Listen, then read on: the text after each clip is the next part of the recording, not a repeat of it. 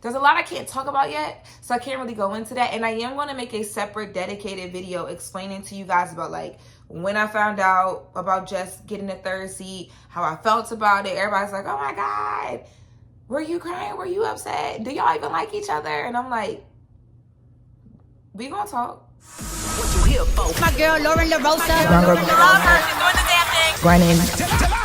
Brown girl grinding. This is literally a movement. Making a way for the ladies out there. I'm the homegirl that knows a little bit about everything and everybody. Brown girl grinded with Loren LoRosa and get it poppin'. Damn, y'all, it has really been a minute. Y'all, when the last time we did this? Let's rewind it. Oh. Guys, there has been so much in life that has happened since the last time we have been here together. Hey guys, it's Loren LoRosa and welcome to my YouTube channel. If you are new here, my name is Loren LoRosa and I used to live in LA. I do not live in LA anymore, not full time anyway. Now I am fully based in New York and I travel back and forth to LA. So I'm a bi-coastal girly right now with home base being in New York. If you are new here, I was once a news producer. I left TMZ as senior news producer on the news desk team. I was there for about 7 years, a little over 7 years. And I lived in LA for about, it was like 8 years. It was going on, yeah. Wow, I grew up there as like an adult in my career. But now we are here. So please catch up on the vlogs on this YouTube channel if you have not already. If you are not new here, for those of you guys who are not new here, thank you again for returning, for coming to see the content, to see the girl, to catch up on everything that's happening over here in Brown Girl Grinding World. When we would do our vlogs in LA, I would call you guys the Dreamer Gang because we were in LA, we were new there, we were on a mission, and baby, we were dreaming. I think now it's just like so much more grown and mature that I want to figure out a new name for y'all. I don't know, maybe I could still call y'all the Dreamer Gang. I don't know. If you're not new here and you've been a part of the Dreamer Gang, comment and let me know what you guys think. Like, what should be a new name for y'all? But I did just want to, you know, before I start dropping content, come on here and just update you guys and let you guys know about everything. So the last time that you guys saw me on this YouTube channel, I was talking about leaving, not even leaving. I hadn't even announced that I was leaving LA. So that's announcement number one. So I will be bi-coastal, which means that although my home base will be here in New York because it's, you know, putting me closer to family and all that good stuff, I will be in and out of LA. I will be still, you know, working in LA. So if there's any coin out there, if you watching this and you got some coin for me in LA, baby, just call me because I can get there. I will be there. I do think that it's still important for me to be, you know, out and about and around in LA just because of what I do in television, both in being a personality on camera and then being off camera, wanting to build as a producer, director, writer. So that'll also be happening. First things first though, I had to get my life together here in New York. Shout out to Roadway Moving. They 100% came in and like saved my life. Good morning, guys. It is freaking Wait a minute. early. You're not in the video. My mom. Oh, you scared me. Oh my God. Hi. Miss Loren? Yes. Oh, how's it going? Steven, Oh, Jonathan, good. Roadway Moving. Thank you guys. It's so early. I look crazy. So this is just a first stop on the journey. You probably like, this is not New York. Okay. Hi. So this is my mom's house. So this is where all of this stuff is going, and then I'm gonna get a U-Haul and take my couple things. I really moved from LA. This is crazy. Thank y'all so much. It's been fast and on time. Okay, so let's get going.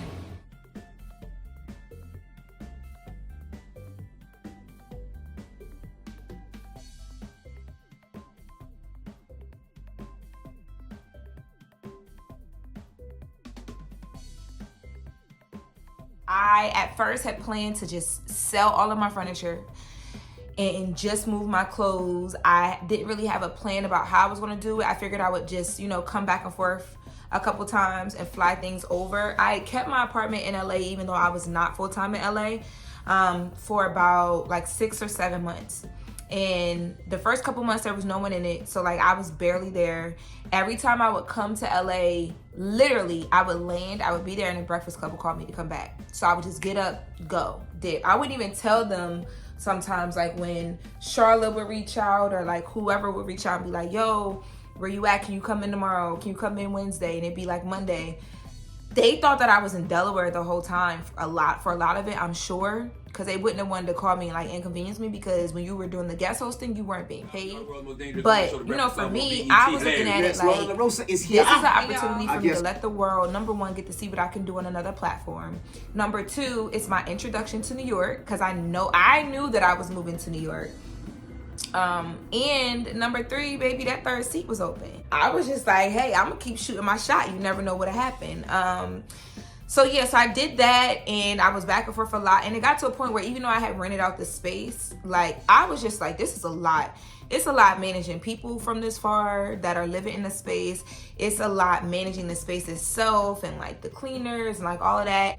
I just felt like I was doing a lot for a little, because I had to fully rent the space, like both of the rooms that were in my apartment, in order for me to even be able to like pay the rent, because it was so expensive. And I got to a point where I could not come out of pocket anymore. Like it was impossible for me to come out of pocket for rent, help over here, because at the time I was like back and forth to my mom, so I'm helping her financially when she needs it. I'm still having to live my life.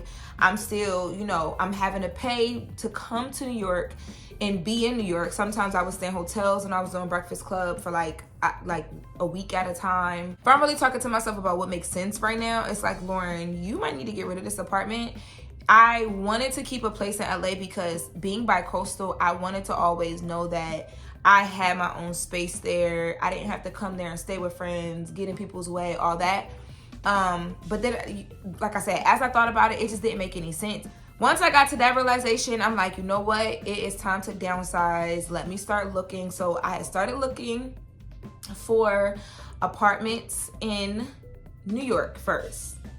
And like I was looking around, and like things were like really, really small. So I was like, okay, let me just like take a step back, because all these apartments are small. The stuff that I really, really love is so expensive, and I'm not trying to like be like, I wanted to downsize because I knew that I was going more freelance talent wise. I'm like, bro, you ain't got the TMZ salary no more, sis. So you have to downsize a bit. Like you got to make sure that like you're able to cover rent just from like the projects you're booking on and off the camera. Like, because you're going to get rent, you got to pay it. So for a while, I stayed at home with my mom just because, again, I was drained financially. Like when I say drained, I mean drained.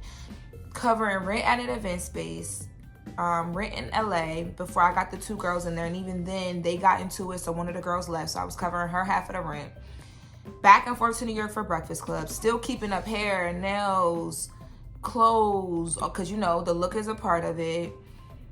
Helping my mom get some stuff straight in the house. There was a point in time where I was just like I was drowning financially. Like things are way better now, but it's still like expensive. Like just being able to afford everything on my own, as far as like, the content that we're putting out, all that. But we'll get into that.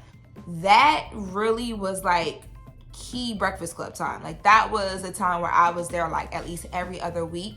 So it got to a point where like, again, because I told you I didn't get an apartment or anything in New York, so I was crashing with friends when I would come here. I would literally go back to LA. I would be there for a few days because I kind of knew like, okay, I can tell when they're going to need me. Like it wasn't as random anymore, and I could tell when I went there. Even if they would call me and be like, hey, can you come for a day? I would always pack for a week or two, because every single time I would come for a day, shout out to Eddie F, getting on his nerves, I would come for a day and Charlamagne would be like, yo, why you don't just stay for the week? Like, we don't got nobody here for the rest of the week. So I learned to like over plan and over prepare. And I think a lot of them doing that again is because they thought I was in Delaware, because I just, it was a part of my plan and my like strategy to be as consistent as I could on that platform, because I knew it was important for that audience to know me, whether I was going to be there permanently or not. Because here y'all are here now on my YouTube channel. So being in Delaware was like, y'all, like every other day I was like, I'm getting up and I'm going back to LA. And then when I would go, it would be a waste of money. I'd spend like $500-$600 on a flight. Breakfast Club would call, or something would happen with my family, like my mom and my grandmother, where I had to come back. So because of that, I made the decision in my mind. I'm like, there's no way I can live in LA anymore. My family needs me. It was a lot. Like, I remember I went back and I was back. I was supposed to have like a week or so break from being back and forth between Breakfast Club in New York, LA, and Delaware. And I was getting ready to go to Everyday People with my friends.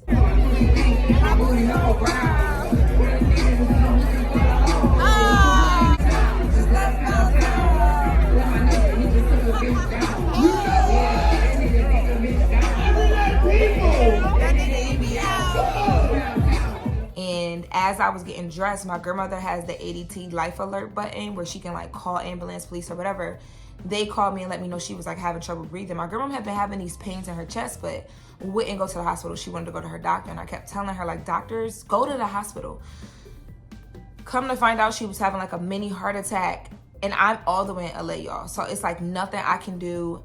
And I tried to like stay there and like just let, you know, my mom and my aunts and like my grandma's sisters or whatever like figure it out. But because I'm the oldest and everybody else is like kind of older, I didn't have a choice. Like, I had to go home. So when that happened, and I had already quit my job at this point. I was just trying to be in LA because I was trying to figure out the balance between like being in LA and then coming back and forth. Like, I was really trying to figure that out. And the balance just wasn't balancing. So when that happened with my grandmother, I just was like, you know what? I gotta be closer to home. Because at this point, as a caretaker, everything is on me. I can't be this far when emergencies happen anymore. Not full time anyway. So that was the day that I decided that. Fast forward, found an apartment, and I still waited some time to move into the apartment because I was just trying to figure out, like, honestly, for a little bit, I thought about moving in Delaware because I was like, I have the event space there, which is where I was filming the podcast. And I'm like, you know, I'm gonna need a studio to film in. And we already pay rent there. My mom and my grandmother are both in Delaware still. It just made sense for that part of it. But then I started thinking, like, you know, when I am in Delaware, I feel like I don't really have a boundary or a break in between my stuff and my family stuff.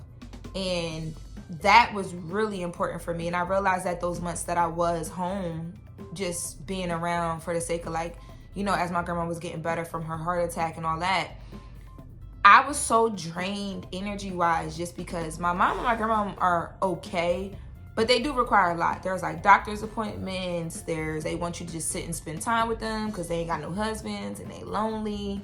Then you gotta, like, you know, like, I like to do fun stuff with them. So I'm taking my mom out to comedy shows. I might just pull up on my grandma. We go to the park, you know, putting together, like, you know, we go play cards or whatever. And what I began to realize is that I was so focused on their stuff that I wasn't even taking time for my stuff. I was trying to send y'all a voice note, but it's not working. And I'm so pissed off that I can't even text. I'm at my grandma's house. And my grandma tried to go up the steps today, and it caused her to go into like a whole frenzy. And I was talking to her today after that, and she was just basically like, you can't leave. Like, I don't know what we're going to do to leave.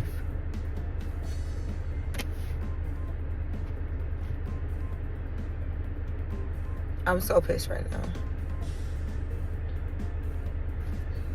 I don't want to mess up my makeup.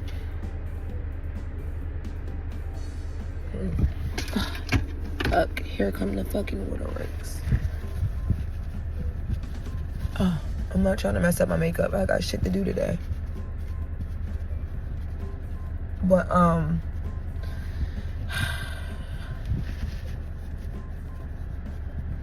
I don't know. I don't know shit. I don't know what's about to happen. I don't know nothing. Like, this is crazy. This is really fucking crazy. Because it's hard to draw the boundaries. So I was like, you know what? I need to get a place. I looked at some places in Delaware. downtown Wilmington. And for what I was gonna pay in like the brand new like luxury buildings there, I was gonna pay here. So I was like, it makes more sense for me to be here, because I also know like being out and being about is a part of my job as well, and it's a part of me building myself as a face and as talent. That back and forth to Delaware is gonna get on my nerves. And when I'm here in New York, I don't have anywhere to stay that is like super comfortable, like to the point where like it's my own space. So I was like, you know what? That hour 45 minute drive ain't nothing. You need to go with your first mind. You need to be in New York. So I did it, and I'm here now. I moved into my apartment. So we put that stuff in the basement, and then we packed up a U-Haul truck, and my cousin drove the U-Haul truck to my place here in New York, and then we unpacked all this stuff. So I've been unpacking everything out of the U-Haul, so everything is officially in the crib. Now it's time to unpack. I am ordering a tash rabbit person right now to come put together my dresser, my bed. I'm not sleeping on airbed another night.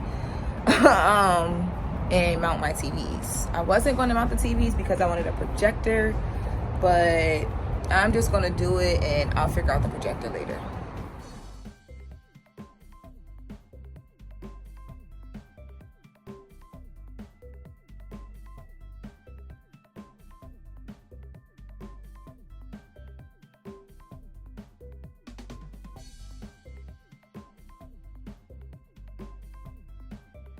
I have been here. I've been unpacking for some time. My first night I spent in my apartment here in New York was New Year's Eve. And then I went out for New Year's Eve and like all that stuff here. And I really haven't been here much. I've actually been back over to Delaware a lot. I've only been here during like pivotal points of like when I really need to focus for work or something's going on in New York, because I didn't really have anything in the apartment besides air beds and all that. So I'll show y'all my room. So my room is really, really small. My room in LA was like 3 times this size. Like when I say everything over here is a lot smaller, but I begin to like, that's my rug from my apartment in LA. The dresser is new. TV is new. I did buy 2 new TVs, even though I had a TV in LA, because I didn't want to wait for the TVs, because I'll be in here. This is my lamp from LA as well. The mattress and the box spring are from LA, but this comforter is new. Bed frame is new. My bed that was in LA, I had the whole bed. My bed that was in LA is in Delaware, and this is what my closet looks like. The apartment is really cute though. Like, it's just enough space for me. I am getting used to my room and my closet being way less. In LA, I had a walk-in closet. When I say LA I finally found my dream apartment, y'all. I cried when I moved in that apartment. But it's cool though, because, you know. What else? Oh, Breakfast Club. Jess is in the 3rd seat. Congratulations to Jess on the 3rd seat. That was such an experience. So it was like going to a new school and learning a new curriculum. And I'm just like, y'all, like, I don't know if y'all could tell, like, I'm on cloud 9 with where life is about to go. One of the biggest things I think that came from that was the world got to meet Brown Girl Grinding as the media and production company. From that, my focus has just been building the platform. We are almost at 10,000 followers on Instagram. And the Brown Girl Grinding with Loren LoRosa series, which was just the podcast in the beginning, I had to take a step back and just realize that, like, for what I'm doing because it's a day-to-day thing and it's entertainment, it's hard doing that as a podcast. Like, it really is. So what I decided to do was throughout the week, I do post content and I go live about like major entertainment things that are happening. So I did Chris Brown when he got turned down for NBA All-Star Weekend. That went crazy. I did Nicki Minaj versus Meg Thee Stallion when hits dropped. That went crazy. And what we'll do is we'll take the audio from those segments at the end of each week. And that's going to begin this week. So if you're watching, you're the first to know. And we will upload that to the podcast platform. So Brown Girl Grinding with Loren LoRosa, the podcast, is still available to subscribe to everywhere you get your podcast. But the biggest thing is, right here on YouTube, you guys every month will get to see me sit down with a major entertainment name and interview them. And, you know, y'all gonna get to watch the talk show. I'm really excited about that. And I know that all of my work at TMZ and the world meeting me on the Breakfast Club is what led to this moment of me really being able to lean in and build my own brand, my own show, which is what I want. So from here, it's only up. It's all about building the numbers and using those numbers to, you know, gain the partnerships and see where we could get this baby placed at. But I'm excited about that as well too.